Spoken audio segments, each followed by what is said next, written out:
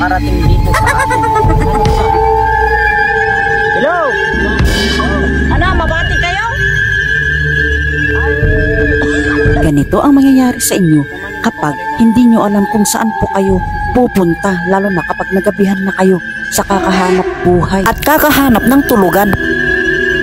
Sobrang dilim at kami po ay naghahanap kung saan po kami pwedeng pwesto para magpalipas po ng gabi. Nung simulan ko nang mag-record, ito, biglang may napansin ako at naramdaman ako sa paligid. Napatarantado na lang ako nung nalaman ko na sementeryo pala ito, guys. Binaliwala ko na lang, guys. Bali yung oras na ito, yung mga kasama namin nakatulog na sila doon sa bakanting construction. Hindi na nila alam, lahat kami hindi namin alam na sementeryo. Ang may alam dahil napansin niya nung umihi siya, nakita niya maraming mga libingan ng mga patay. Pero sa oras na yon, hindi niya sinabi agad sa mga kasama namin kasi nakahiga na nga sila, humihilig pa nga eh. Mula doon sa kinaroroonan nila, napatakbo siya ng sikreto sa akin at dalawa lang kami talaga ang nakakaalam. Pati nga yung mga kasama kong mga pipita, hindi nga nila alam eh. Nanigurado ako kaya sumilip ako sa aking Google Map. Diyos ko, day, anong oras na? O, andito nga pala kami sa sementeryo talaga, oh my gosh. 12:54, alauna na ng river lang sa gilid natin, tapos dito sa mismo kung saan tayo, tabi niya talaga mismo sementeryo. Pag check ko ng time natin, eto na. Alam nyo, kanina pa ako doon sa likod natin. Chika kami ng chika, nakatambay dito. Uwi pa ako doon. Tapos makikita ko sa mapa. Sa oras na ito, imbis ako ay takot na takot, may naisip akong gagawing kalukuhan.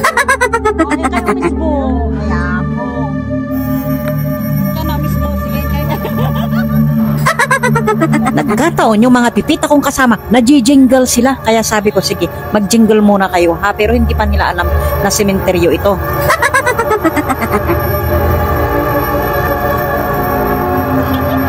So ayun nga, pupunta sila doon, magsisihar, maghahanap na naman sila ng CR. Tignan natin kung ano ang gagawin nila. Pagkatapos silang ma-jingle, sasabihin ko na yon ay sementeryo. Aabangan natin kung ano ang reaksyon ng mga ito.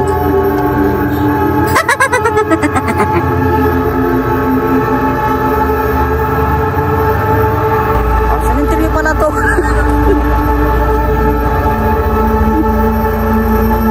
Andun yung kasama natin, no? Ayun, no? Nakatulog sila doon. Tatakbo mga yun mamaya. Tignan natin nila. Oh, ang dilim doon, oh, sa bahay na yun, no? Ako na yung dalawa. Oh, ayan na. Oh, umihin na yung dalawa doon.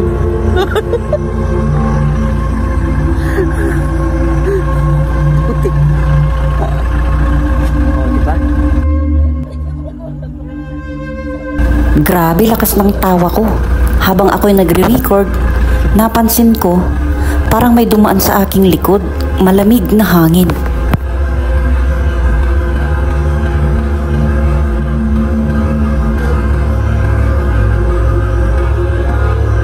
Oops, teka lang, bago muna yan, huwag mong kalimutan i-subscribe po yung ating channel, like and share if my time, thank you. Simple na lang ako na pumasok kasi ayaw ko na may makalimutan na ibang salita, pero ramdam ko yung kakaiba.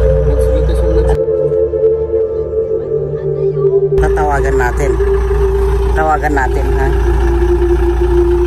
Kunwari, ano, iiwanan natin sila na alis na tayo. Ayan.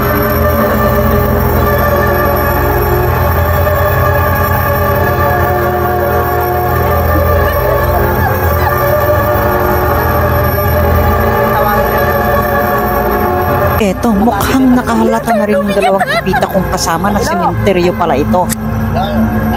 Ay, Madi, babati kayo pa rito, sublihan mo na kayo ng pagkatuan. Mabati kayo pa rito, sublihan mo na kayo ng bigat.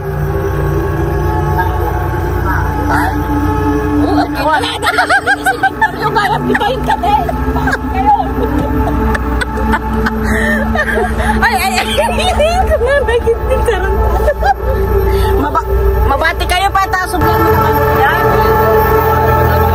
Gwen, masapa kami no bigat.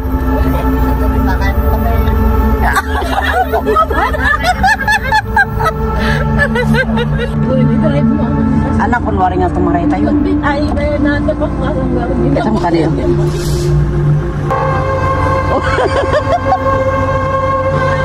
Niag taong dia aso kita ni mo magpapabada ni mo may na.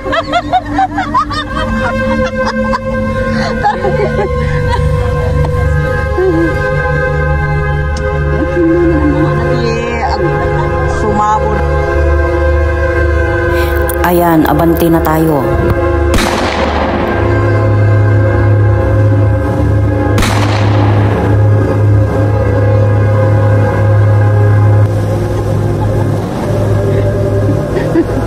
Giri ka?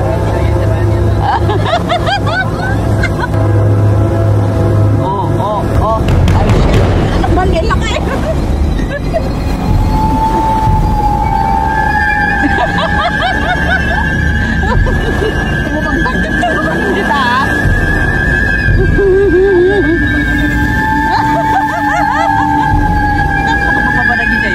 Ayan, para makita nilang umiilaw yung sakyan, i-abante natin. Makikita nila yan kapag umiilaw-ilaw. Magtataka na mga yun, bakit aalis tayo? At ang ilakay, baka naman tumaray. At kanina ang awan sa tao mo kinuli.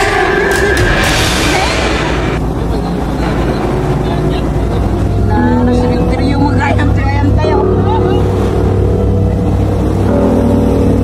Ito ma ay bari. Oh my God, ako.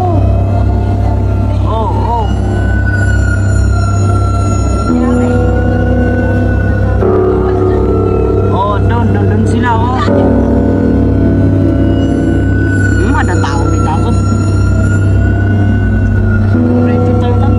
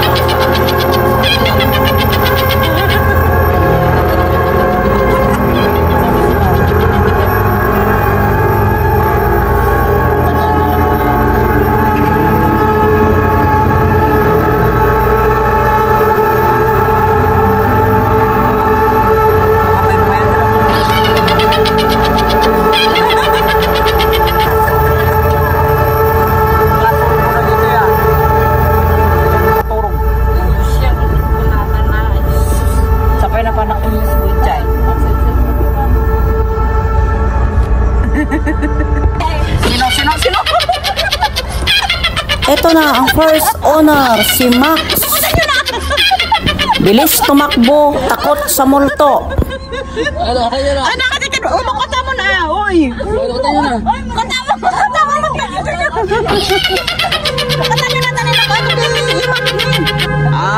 Second owner, si Don Leon. Ang ipagkakamin, in kayo ang inom-injay, kulay patuloy, hanyo nga nakita, siminteryo kaya may tanapan ni pagkikidaan. Ka dito sa second owner natin, hawak-hawak pa yung kumot, hindi to patinupe. Ayan na yung third owner, pipipit pa yung tigaan.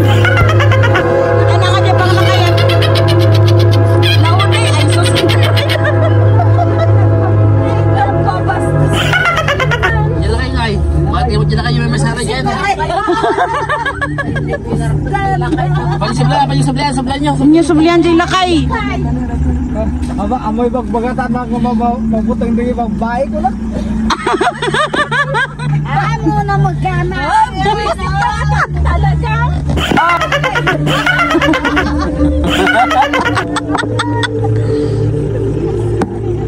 Oh, umay ka na. Mabati ka? Ay, sos, oh. Day ta. Ay, okay na simenteryo mo gayam nga agpaiso. Nay nagad-ado.